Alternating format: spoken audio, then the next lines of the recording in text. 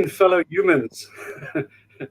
How are you in Tate Rakepile? How was your trip overseas? Oh.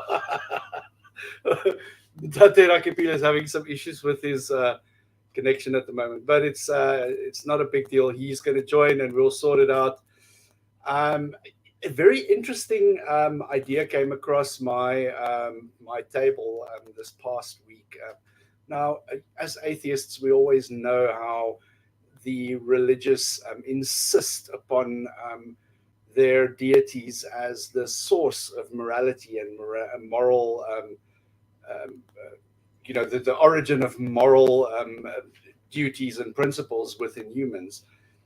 And I'm always fascinated by it because, like I've said so many times, you only need to travel. I mean, even within your own country, you can simply travel to another location and encounter a completely different set of morals.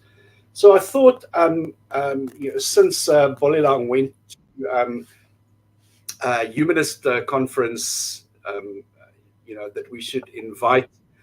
How is your connection now, Ntate? Give me a sound check. Can you hear me? Crystal clear. You're good to go. Okay. Yeah. For a moment, I could not even see myself on the camera. And I was looking all over the place. Yeah. I thought maybe I'm sure when you were on that side, you changed the settings on your device or something when you were on that side. Yeah. So I missed everything that you said when you started, and apologies. No. I was just talking about this concept of morality and how the religious people insist upon morality. Comes direct. It's almost like lightning comes from God to humanity, and I say that you simply need to travel to another location and you will find a completely different set of morals. So I was very interested to hear about your experience and this trip that you were on. And then I've also prepared just a little bit of a slideshow for us to look at some of the issues with secular morality versus religious morality, because I find that fascinating how people differ on this whole thing. But I also want to just take a moment to invite anybody who's watching us, anybody who might disagree with us, who wants to convince us that morality does indeed come from the divine switchboard, like the old movies where the person pulls the plugs out and connects the different telephone lines on the switchboard. So there are those among us who says that like God is like the divine switchboard operator, and he's connecting some morals to you and some morals to you, and then bad morals to another person and different morals to another person. So by all means, if you feel like disagreeing with us, or even if you just want to join the conversation amongst fellow atheists, at the bottom of the screen there is a link scrolling by. And just so that you know, we require that you have a webcam activated so that we can see your face. Don't be ashamed of Jesus. Don't be ashamed of yourself. Show us your face, and we can have a conversation about all things related to morality. That was the gist of it, Ntate. But what I wanted to ask you is to tell us about this trip, because the one moment you were here and the next moment I saw on Facebook, Ntate Rakepile is on the other side of the planet. I thought you were raptured. Yeah. we live in a very oppressive world, because when you want to go somewhere, you have to beg. Yeah. You have to apply in that country. You have to convince them that you'll be able to buy yourself food and you won't be begging them for food. You give them bank statement and they say, no, it's not enough.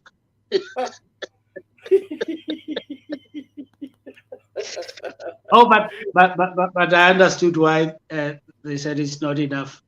When I reached there, yeah, I think for everything, that we eat here. There we pay 2.5 more. 2.5 times more. Yeah. There's a time that I had a KFC and it was like a feast because I've not been eating meat for maybe 3 days. Yeah. So I was tasting meat for the first time, but it was not even the normal meat. You know, it's those strips, chicken strips. Oh, yes. Yeah, and they weigh only 2 in a box and a burger, and that thing was about 250 rands. I said, no, man. I want my mommy. I want to go home. Very interesting. But yeah, for some time I thought maybe my visa is not going to succeed, so I had given up.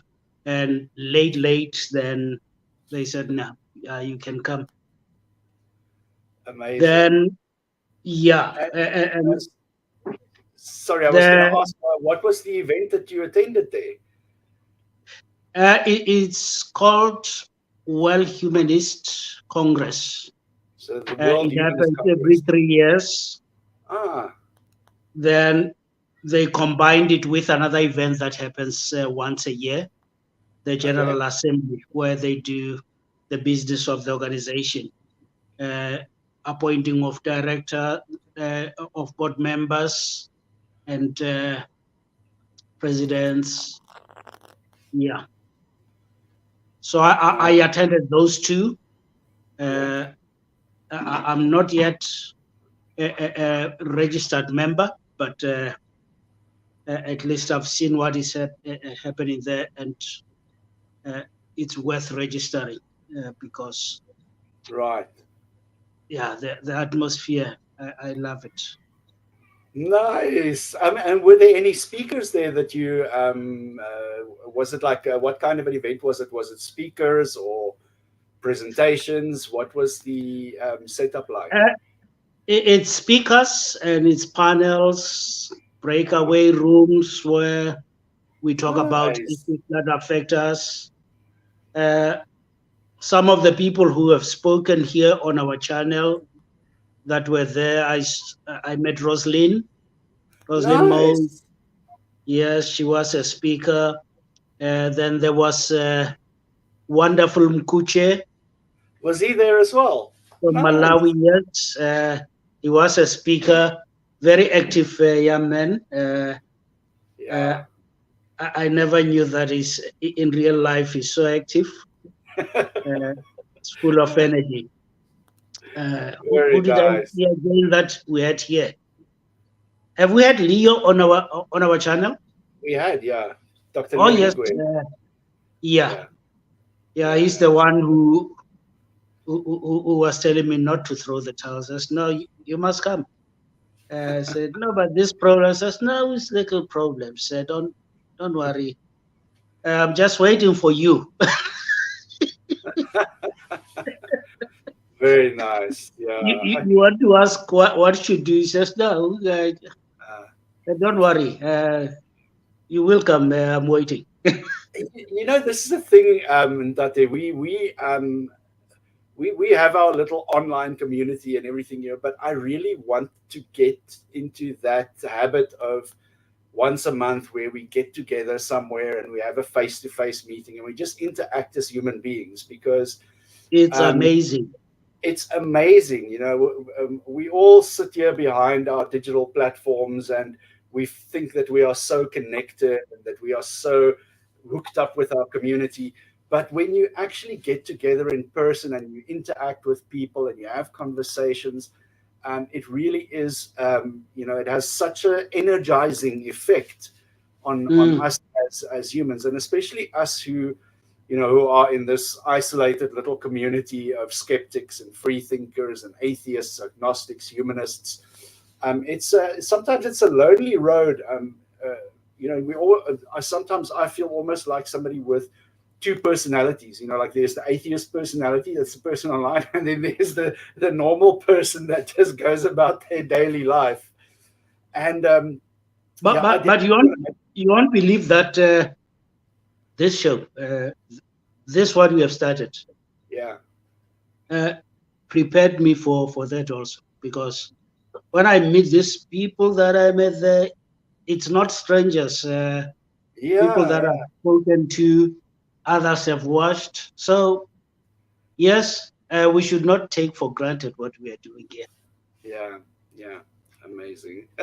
Yeah, and some of the stories that I hear of people who come later to tell people that, hey, uh, I started in this route because of you, and the other person never knew. They were just online doing what they do, and they Yeah. never knew that there are people that are affected outside. So yeah, what we are doing here, I felt rejuvenated Yeah. to say Yeah. I'm going to do it more. Just Yeah. unfortunate, my camera starts with a Hoja Kiss here. I struggle with this camera. But this is the thing that's came to my mind while you were speaking now. Is like this is very important. I won't call it work, but this is a very important community that we are building because It's ultimately where through these interactions we grow as people, and we learn from other people, and we learn from other yeah. people's experience. And But Pope, this is work. This is work. Uh, you deserve the teeth, and also we must get you a golden chair because this, this is work. what I want, and what I desperately want is I want that long big Pope's hat, the hat of the Pope. Yeah, and a bigger room because you have to be further from the camera, and Yeah, I a was good get my mic because now, yeah, for everything to appear. in the name of Y- y- y- science and reason and the dead ghost of Christopher Hitchens. Why do I say this is important work? Is because more and more people are living religion, and Yeah, as they live religion, uh, there's that feeling of not belonging. yeah, They yeah, know that religion it's a lie, but there's a risk also of clinging to another lie. yeah. So Exactly. what we are doing is to show people that there's nothing that beats reasoning and rationalism and being real, not trusting things that are just stories. We are where we are because we believe stories that were made up by other people who lied, who said they are spiritual and the likes. Mhm, mhm. So how can people know that this thing of spiritual is another trap Yeah, if we are not here to give them an alternative? yeah. To Exactly. say, It's I woke up, I did not pray, I did not uh, pay, what do they call it when you, uh, tithes, no, when we put liquor or water on the door? like Is offerings. it libels or what? That I did not do those things. Yeah, yeah, It doesn't mean that I don't appreciate nature. It doesn't mean I don't love people who gave me genes that I have, but yeah, they are not there now. They gave birth to me, and right. I'm the one that is living, that is supposed to continue where they ended. Yeah, yeah, Yeah, that is important, and without us being vocal, if we allow to be silenced because other people are uncomfortable, then Africa is in trouble again. yeah, yeah. Well, yeah, But this is the thing. What you mentioned just now.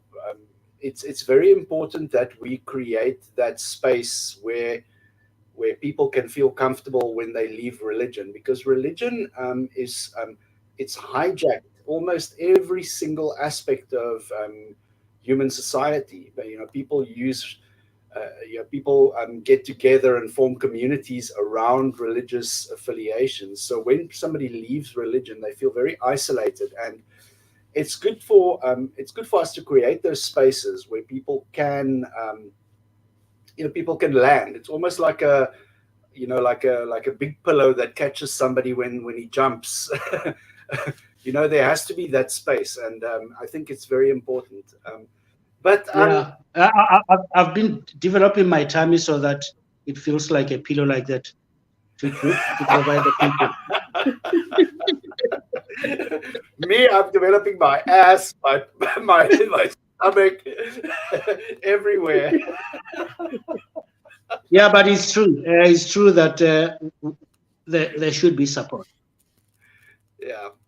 What I felt there, just over what was being discussed, just being around so many people that I know that they don't believe in superstition. They believe that we have to do things ourselves. Yeah. And they have ethics and morals.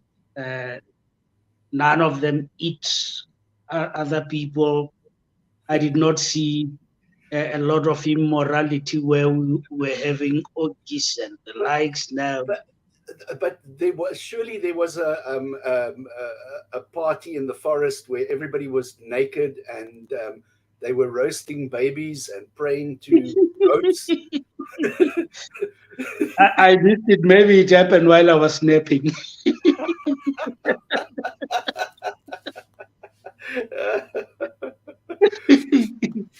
Right. Yeah.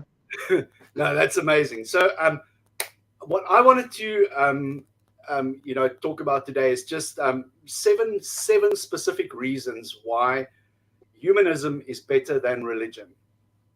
And I'm sure that there are many, many more, but these are the ones, that stood out for me. So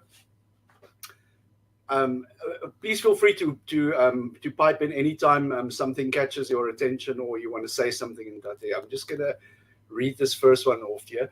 So the first point is evidence-based reasoning. So humanism places a very strong emphasis on evidence-based reasoning, which means that decisions and beliefs are based on observable, empirical, and measurable evidence. This contrasts with many religious beliefs that are based on faith, which often lacks empirical evidence. So by relying on evidence and the scientific method, humanism promotes a more rational and objective approach to understanding the world. This can lead to more effective solutions to a problem, as they are based on what can be observed and tested rather on unverified beliefs. So religion, on the other hand, often requires that people only accept certain beliefs without questioning, even if they contradict observable reality. And this can hinder progress, especially in areas like medicine, science, and technology. And then also when religious beliefs are taken as absolute truths without evidence, it can lead to dogmatism and resistance to new ideas, even when those ideas have got strong empirical support. So this is and just the problem with that also is that somebody can lie to you, and because you just rely on faith, then you believe that person. So it can be used as a Trojan horse to take over your thinking. Exactly. And even, it feels to me sometimes like religion is being dragged into the 21st century kicking and screaming because it wants to stay in the dark ages. And every little bit of progress that we make as humanity, there is, religion is throwing another anchor off the boat to keep the boat in the same position. And then the wind of progress comes and it blows the boat forward, and then religion throws out another anchor. They just want the boat to stay in the same place. I ask these young ones, they are going to kick out all that thinking. We have more and more people that are questioning things now. Yeah. Yeah. Very interesting. So the number of people that are not affiliated to religions is growing, Yeah. And albeit slow. But graphs. Yeah. The question? I was going to ask you, what was the demographic at this conference that you attended? Was it mostly older people or younger people? There were younger people, Yeah. but I was complaining that they are not enough. Yeah. Yeah. There was a lot of us older folks. Yeah. Yeah. In fact, when I say there was a lot of us older folks, because at certain corners I felt very young when I went to those corners, and I'm an old person. So there is a need for handing over to the young ones. There is a group. The group for youngsters. What do you call it? It's not youth league. I'm in South Africa. I'm thinking of these youth leagues, but there is. Yeah, no, that's a different kind of self-help organization. Yeah, but even the president of the youth was there, and Nice. some of the board members for the young ones, they were there. But I wanted to see more of them. The problem is maybe also the money to travel. Yeah, I get it. Yeah. For the young ones, it seems Asia they are very active, the youth, because I saw from a number of countries in Asia. Nice. Africa was missing in action. Even though I saw names of people that I know, Harrison, I did see something mentioned that Brian. By the way, Brian is a Kabeko from Kenya also. So yeah, there are people that are doing the work, but if we can be seen there on the international front and have a word with organization that has access to the United Nations and African Union and the like. Right. Yeah. Yeah. What can we do? What can we do with? It's like it's a blade with two sides. It doesn't only cut one way; it cuts the other way as well. We need the older generation because they have the experience, they have the insight, and they have the knowledge of these issues. But then we also they have money. Yeah, and then we also right, and then we also need the younger generation because they come with energy and they come with zeal and enthusiasm for these for these issues. So when you can energize a younger generation of free thinkers, humanists, skeptics, atheists, they become very passionate about these things. But like you say, sometimes the resources the resources that we have acquired with age to make our lives comfortable don't necessarily fall equally to the younger generation. So they're not likely to travel to conventions and things like that, as you mentioned. It's definitely a blade with two swords. Yeah. A sword with two blades. Listen to me, a blade with two swords. But if we are not taking our 10% to churches, then that traveling is going to be easy, and meeting with others and starting projects that are particularly inclined to help the community and not one person. Yeah. Then, to get back to the this issue with secular morality, is that there's this concept of a universal morality. All humans have this. It's like no human wants to go hungry, no human wants to be cold, no human wants to be wet, no human, no human wants to sweat. No. Others want to be wet.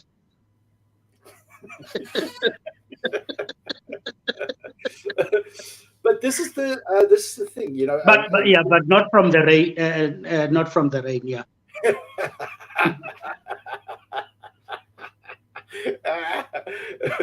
So humanism promotes a set of guidelines that prioritize the welfare, the rights of humans, without being tied to any religious doctrine. Because again, if you have to tie human welfare to religious doctrine, it's the same kind of welfare that a woman in Islam is going to experience is not going to be the same as an agnostic, free-thinking woman in a Western country. There's going to be two different sets of morals that those people have to adhere to.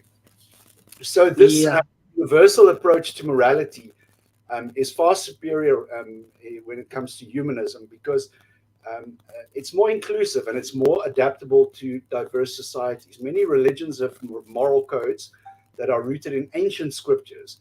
Those scriptures are not relevant today. They were written at a time when people thought the earth was flat and the moon and the sun are in the same place in the sky. but have they changed? I think they still think so. They are still out there. The dome. We're living in the snow. We live on a snow. They're struggling to keep up. We live in a snow globe that's on Yahweh's bedside table. Yeah. And you spoke about the Islamic women, ex-Islamic women. We had them there. I will show it on the screen after. So that's another contingency which was there that was very visible. So different religions discriminate against marginalized members of their communities in different degrees. Sometimes there's discrimination, ignorance, violence against those who don't adhere to the same beliefs. And then a universal human-centered morality, on the other hand, can foster global cooperation and understanding because it emphasizes the shared human experience and values over and above religious differences. So additionally, by not tying morality to a specific flavor of religion or a specific deity, humanism allows us to have ethical discussions and debates based upon reason, evidence, and empathy for one another rather than religious interpretations. Because you can never get, even in the same religion, you will have different people have different views upon the same moral issue, and they will all have the book. They'll all hold the book and say, no, the book, well, it says here in this chapter, in this verse.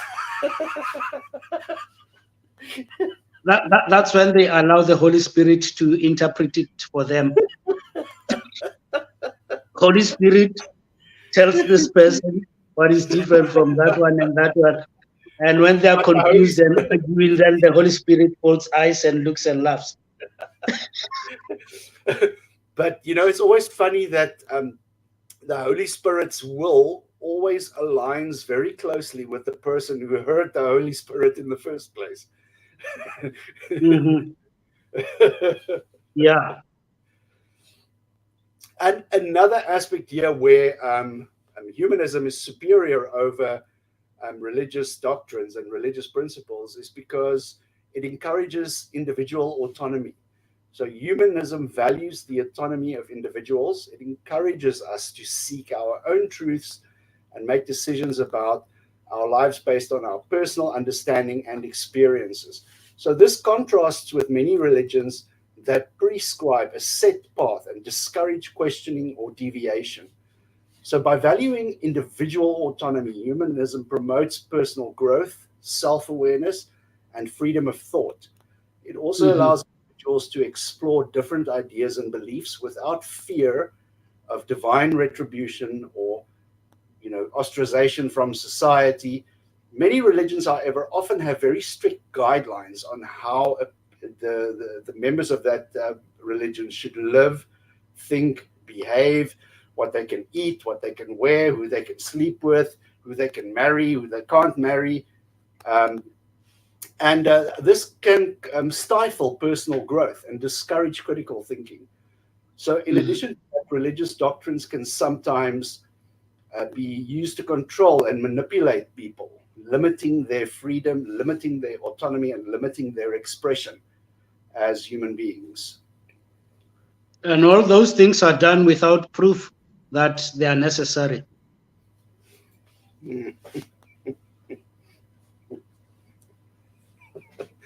How? In only 8 days.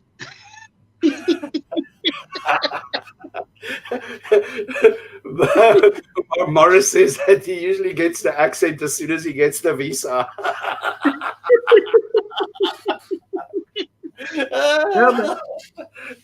Even if I can stay there for, let's say, 10 years, my accent won't change. Can you tell that I'm a Cape Townian? You can't now, because I did not change to the Cape Town accent.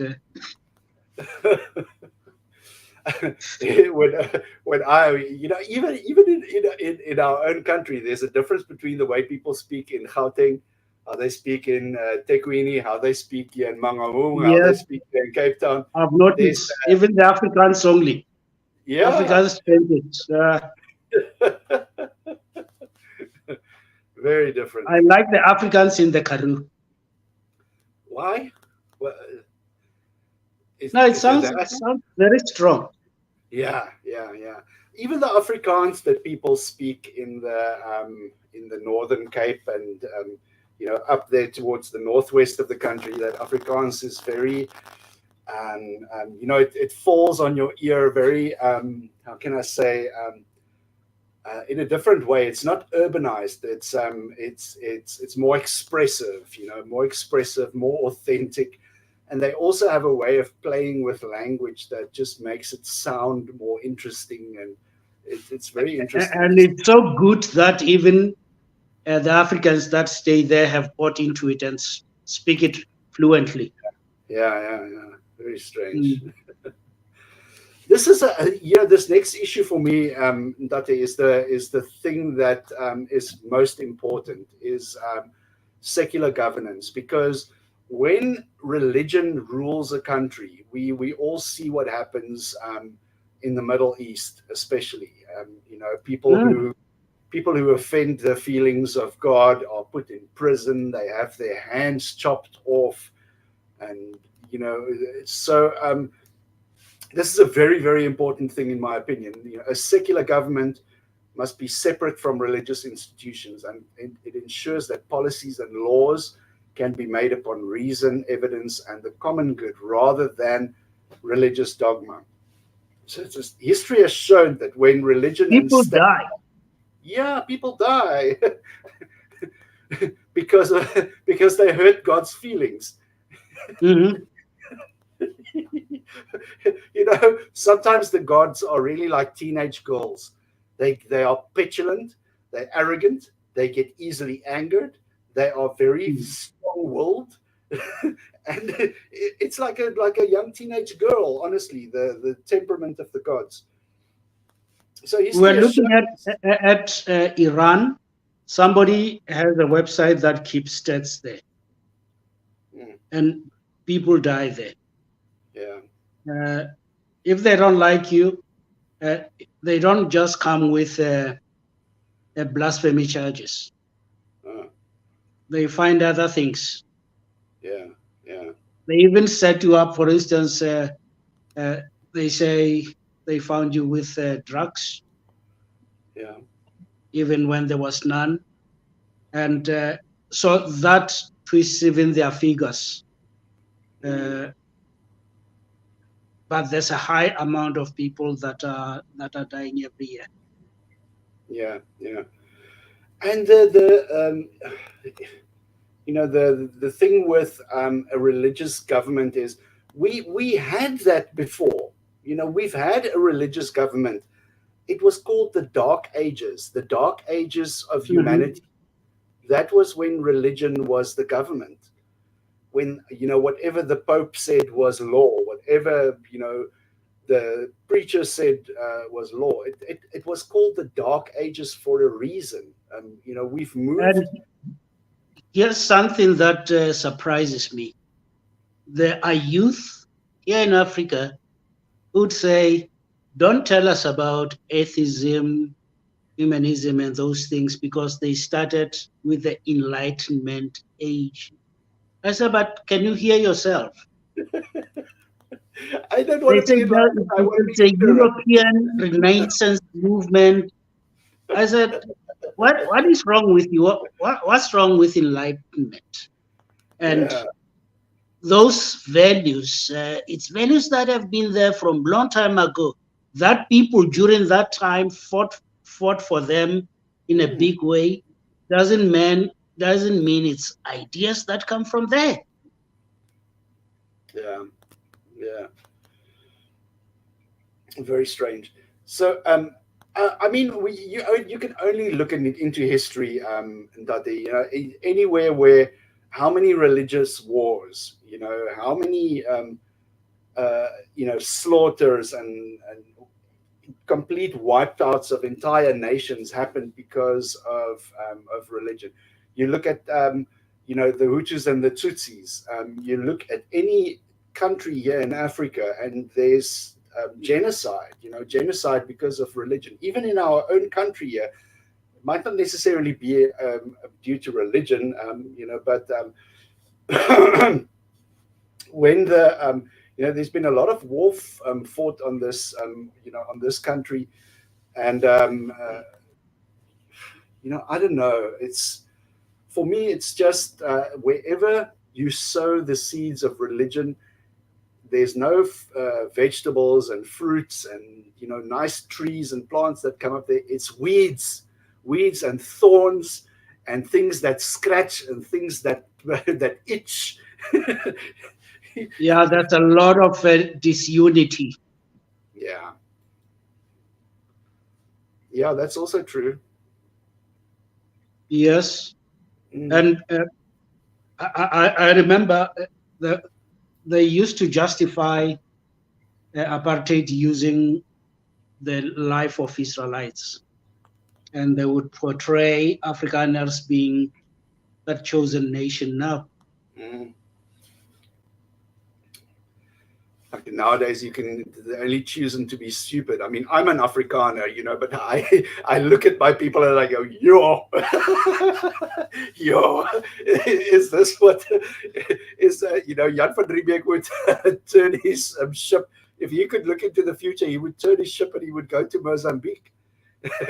yeah, that means people who are free thinkers, who are humanists, they are not even held back by their traditions. Yeah, They are free people. yeah, exactly. That's Because the good ultimately thing it's about about humanism.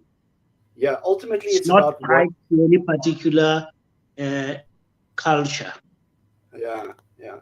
It's about what's beneficial to humanity. What serves Mhm. humanity and the purpose of flourishing. Within humanity. By keeping religion out of government, and we have that problem here as well, where there are certain. I'm not sure how what the longevity of them are going to be, but there are parties that have got specific names of. There's a Islamic political party, there's a Christian political party, and I'd shudder to think what would happen, for example, if the ACDP would get into power here. And they would outlaw they would outlaw a lot of things. First of all, the gays are going to be gone. Second of all, abortion is going to be gone.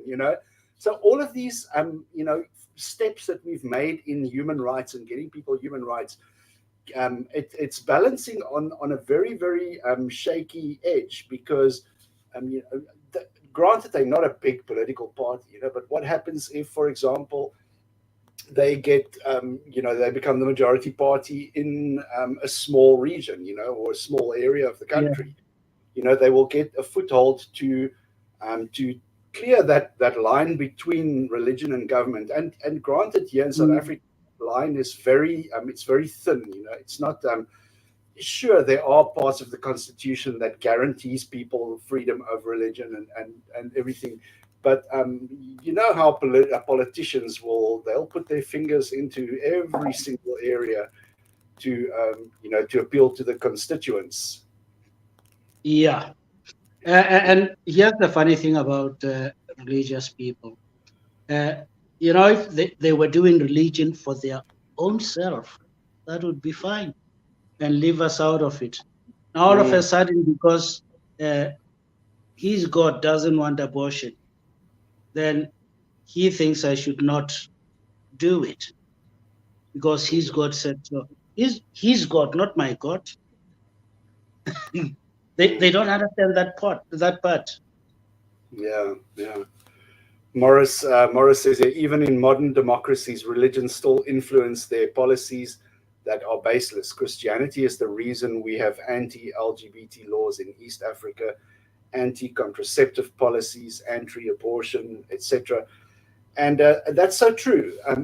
If you had to look at things from a humanist perspective, people have the right to healthcare. People have the right to healthcare. Contraception is caring for your health. If you don't want to subject yourself to an unwanted pregnancy, whether it be before the fact or after the fact, you can come to South Africa. We'll give you condoms. You can get an abortion if you want to. It's not a problem here. We don't have a problem with LGBT either.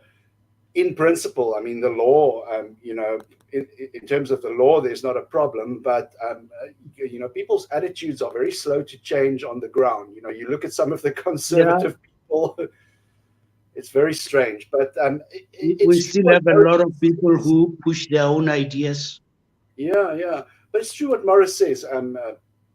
It does influence. People can say, yes, I want to be impartial, and I'm not going to make any laws that discriminate against people. But at the end of the day, that person who has this religious belief is going to influence decision-making amongst people around them, and especially if they are in a, they're the person who are going to be highlighting the problems and the issues in a specific law. They're not going to be, they're not going to be the ones who are saying, yes, okay, let's just let everybody do their own thing and keep it regulated.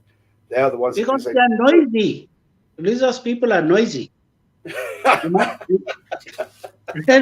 might think that it's 100 people speaking, and you find that is one guy.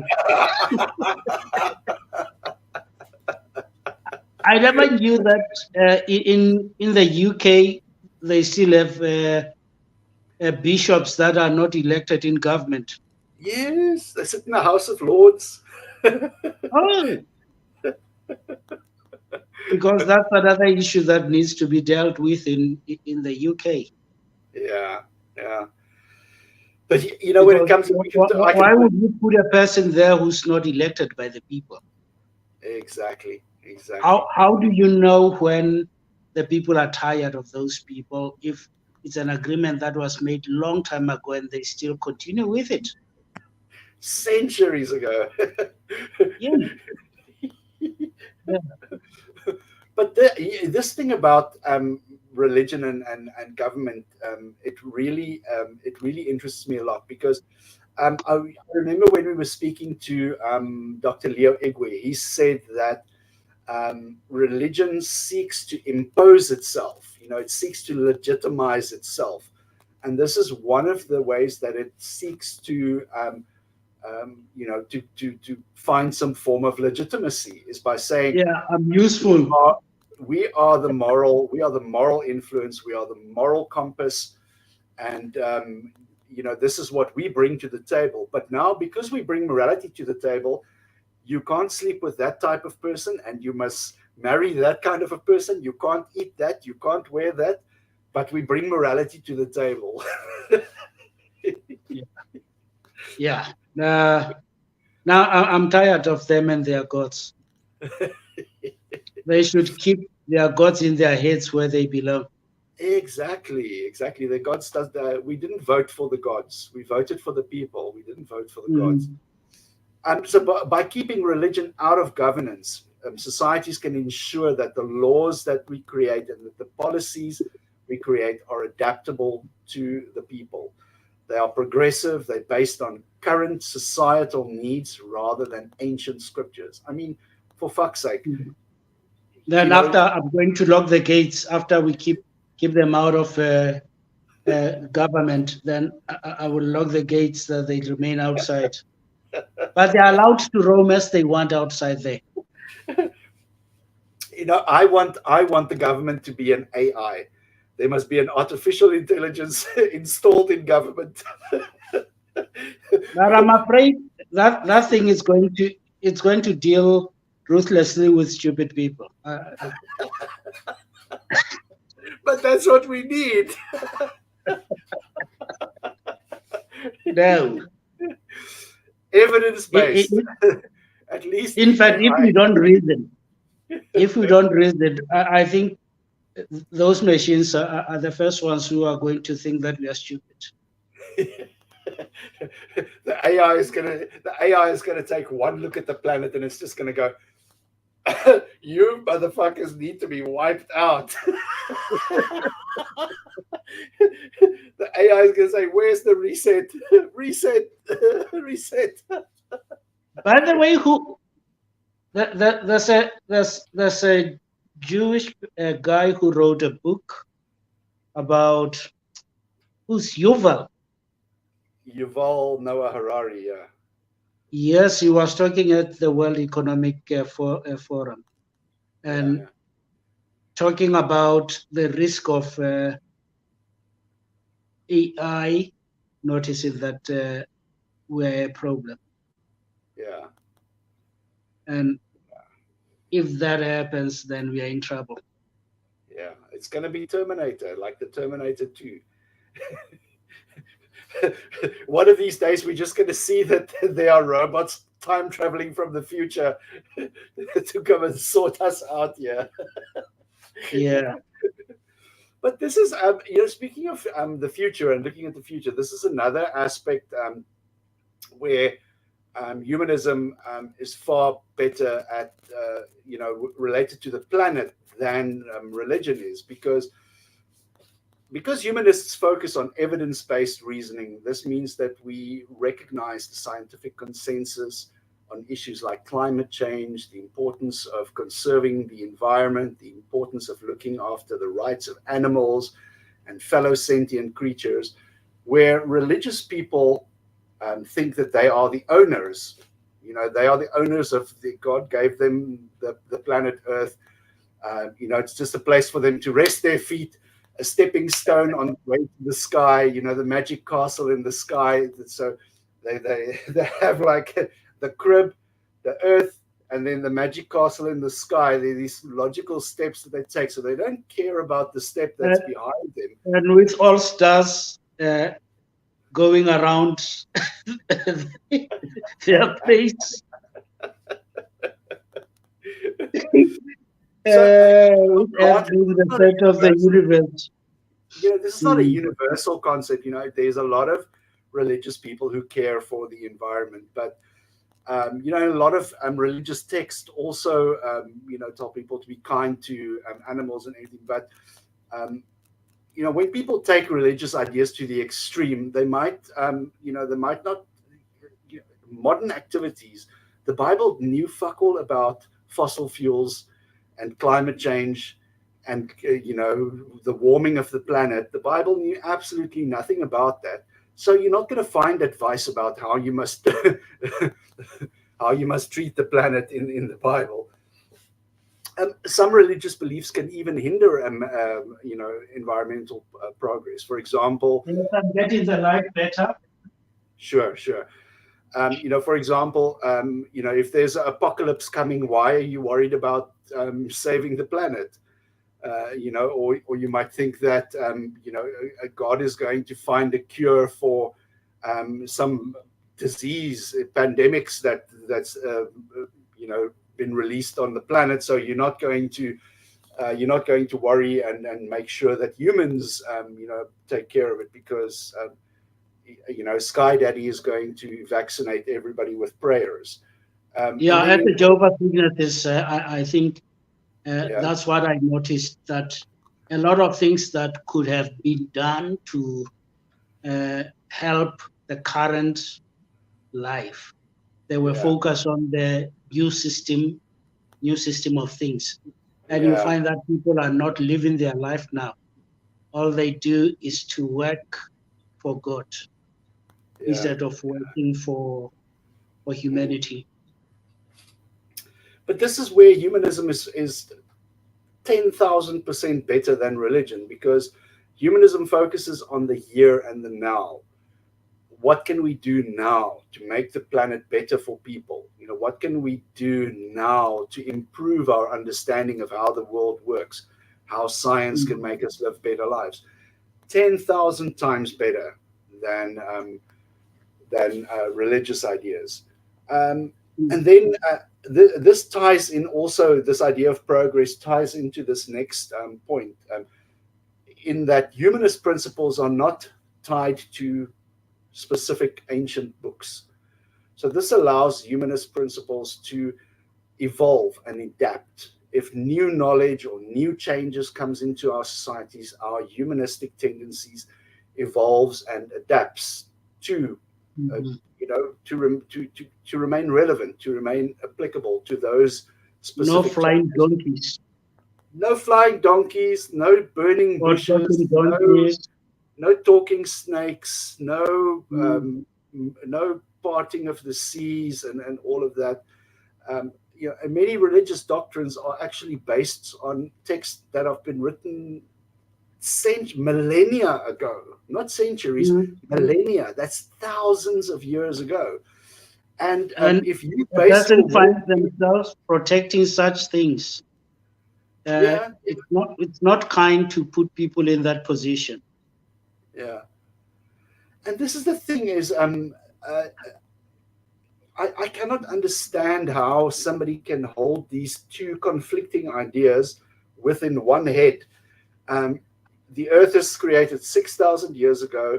God said, poof, mudman, rib woman, talking snake, zoo boat, incest. And then you have science on the other side. And obviously these two things create such a big conflict that it must be very distressing to try and reconcile these ideas within your head, especially if you believe that the former set of beliefs is the revealed word of the creator of the universe. He was then. I don't know about the incest thing, because there was a land of Nod. Who's Nod? But then everybody didn't drown. If they come from the land of Nod, then everybody didn't drown. Then God failed again. After.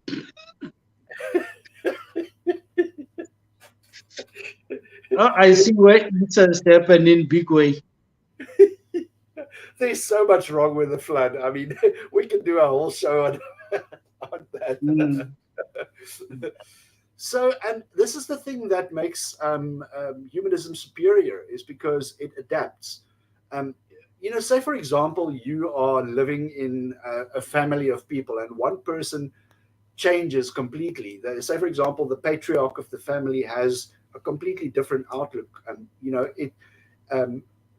one of two things can happen.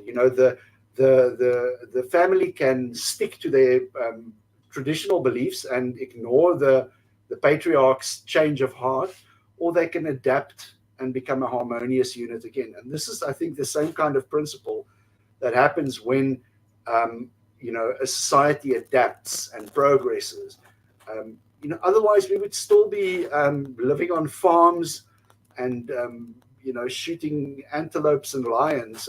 But we've adapted, we evolved into a new society where we can make progress, because that's ultimately what religion does not want us to do. It doesn't want us to progress. It wants us to stay in a very backward mental state where we only have one specific outlook. And granted, again, it's not all religions who does this, but there's very traditional, strict interpretations of these religious texts that cause people to be completely against progress, any kind of progress, anything that's new. Yeah. In fact, most of the time, they are dragged screaming into new development. Just look at the issue of stem cells. How long has it been available to us?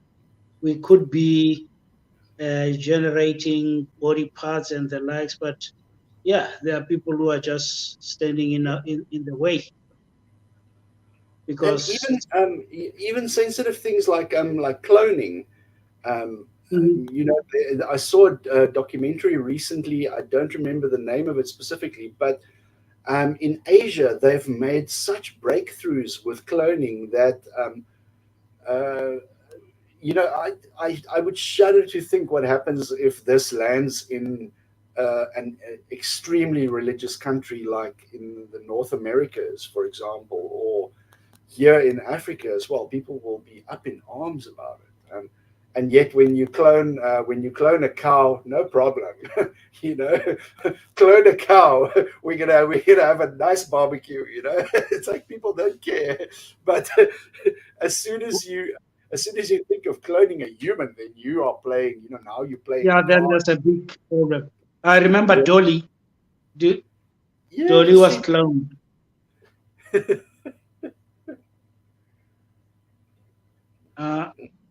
Our electricity is gone. I'm holding a torch here. I see it. Looks very spooky.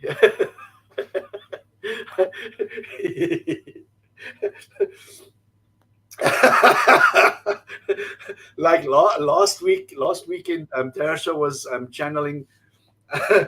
She was channeling the spirit of Mary Magdalene, and I think we must have a séance, and we must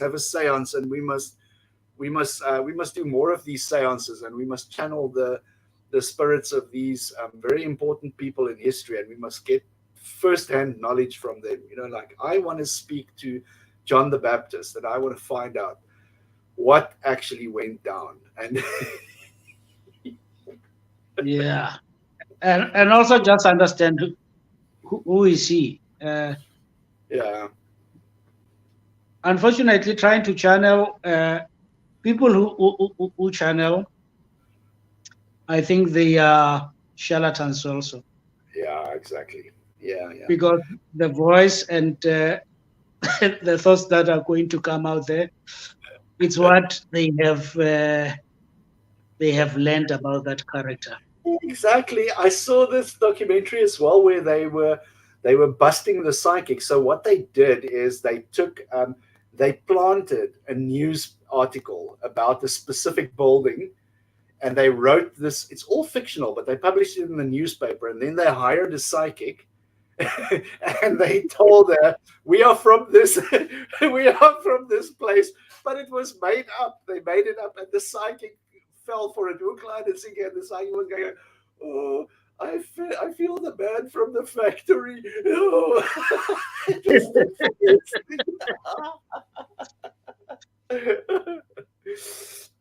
But right, let's conclude it on this seventh item here, which is about equality and equality. Yeah, some religions, all religions are equal, but some religions are more equal than other religions. That's what they think. So humanism promotes equality for all people, regardless of your gender, your race, your sexual orientation, your belief. Humanism argues that all humans have inherent worth and deserve equal rights and equal opportunities. Many religious texts have passages that can be interpreted as promoting discrimination, subjugation, especially against women. That's half of the population right there. LGBTQ people, non-believers, people who have different faiths are also discriminated against. While many religious individuals and groups advocate for equality and inclusivity, the very scriptures that they follow can sometimes be used to justify hatred, intolerance, discrimination, violence. So by basing principles on shared human values rather than specific religious doctrines, humanism can more consistently advocate for equality and inclusivity. Mm-hmm. Yeah, it's true. I saw how women were free, how trans people, how gay people were free. It was like a man, nobody asking funny, silly questions.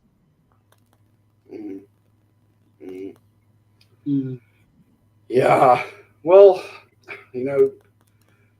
for me, there's no question. There's no question. You can approach me any day with humanist principles. I will look at them. But when you come to me with, a 2,000-year-old book, I'm not going to. I'm going to be very skeptical about how relevant how relevant it is in our society. And for fuck's sake, we need to progress. These things are chains. The religions are chains that we use to bind our minds into the dark ages. Just cast those. You need to free yourself from those chains, and especially, our African brothers and sisters. White Jesus has done absolutely nothing for Africans. White Jesus has only caused suffering and misery in our continent. And I challenge somebody to tell me what white Jesus has done for Africa and for Africans.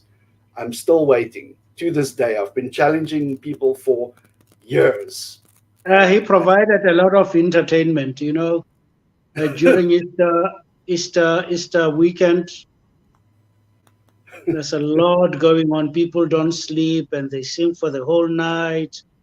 They do plays, they cry, emotional outbursts. So, entertainment. But if you have to take the amount of effort that people put into religion and the benefit that they get from it, Africa should be the most prosperous, wealthiest continent on the entire planet, because our people are, when the religion bites them, they go full force. They don't play, and it's disproportionate. The countries in Northern Europe that are the least religious are they the most prosperous? They have the highest scores in human well-being. They have the largest, the best scores in the well-being index, and they're the least religious. You see, the infrastructure, everything, it's good, and people are holding their governments accountable. Yeah. And ideas are respected.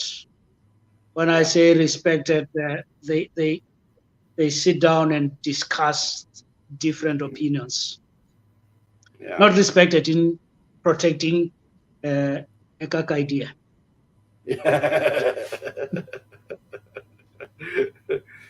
But well, Ntate, I think we don't have anybody who's going to join us in talking about these things today. So we've been going for about an hour. I just want to say welcome back.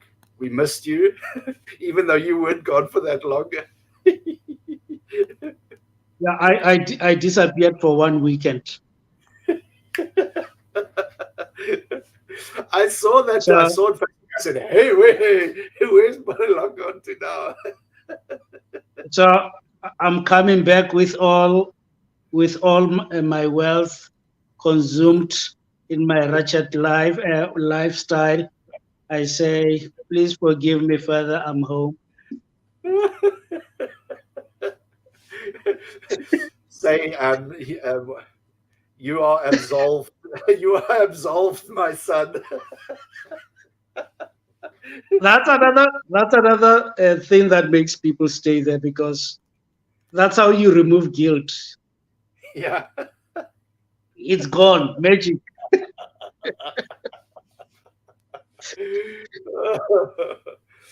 Yeah. Okay, thank you so much for joining me this afternoon. I just want to tell our viewers we are working on getting some more atheists that we can interview for you. It's been a bit slow. I've reached out to a couple of people. None of them were really open to the idea, but I will keep at it. And, we're going to keep on speaking to atheists. We're going to keep on inviting everybody to speak to us every Sunday, 3 p.m., 5 p.m. That's where we're going to have our shows. We have our shows in English, Afrikaans, Sesotho. If you are a isiZulu speaker and you want to join in the fun and talk smack about gods and religion, please feel free to reach out to me. You can find me in our Facebook groups, and we can set something up. That's the only language that we do not have. We've got one from the Afrikaans group, one from the English group, one from the Sesotho languages. We just need somebody from the Nguni languages to step up and to come and represent your identity. We've got a spot for you every Sunday, once a month. We take care of everything. You just need to show up and do your thing, and let's build a community where people can feel safe, where people can feel like they belong. Religion does not have a monopoly on building communities. We are atheists, and we build strong communities as well. Yeah. Now, that doesn't mean people who speak those languages who would like to get interviews should not come. Because siyasizwa isiZulu singazama nokusikhuluma nathi noma sisikhuluma kabi. So they can come, we can listen. Sifuna ukukhuluma nawe amaskulu. Sondelani, sifuna ukukhuluma nawe.